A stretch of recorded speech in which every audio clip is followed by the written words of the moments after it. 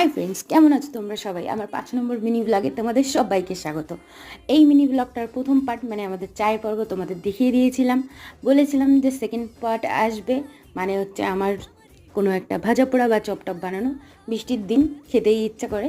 তো সামান্য একটু ডিম সিদ্ধ করে পেঁয়াজ কুচি, রসুন কুচি, আদা কুচি দিয়ে নুন নিজেদের স্বাদ মতন, একটু বেসন আর লঙ্কার গুঁড়ো, হলুদ গুঁড়ো এগুলো দিয়ে একটু কালো জিরা দিয়ে ওটাকে মাখিয়ে রেডি করে নেবে। আর আমি অনিয়ন রিংস বানাচ্ছিলাম, তার জন্য ওটা আলাদা করে করেছি, তোমরা দেখে নিও। এটাতে বলার কিছুই নেই। আর ডিমের ওগুলো ভাজার সময় গ্যাসের ফ্লেমটা একটুখানি আস্তেই রাখবে, নাহলে না ডিমগুলো ফেটে ফেটে মানে একদম ফটাস ফটাস করে মনে হয় যেন বাজি ফাটাচ্ছি। আর এরকম যদি রেসিপি আরও দেখতে চাও তোমরা আমাকে কমেন্ট করে জানিও, নিজেরা বাড়িতে এটাকে ট্রাই করে খেও, ঠিক আছে? আশা করি তোমাদের খুবই সুন্দর লাগবে। আর এটা টোটালি আমার বানানো জিনিস। হ্যাঁ, আমার গর্বই হচ্ছে, কি বলবো, যেহেতু আমি আবিষ্কার করেছি।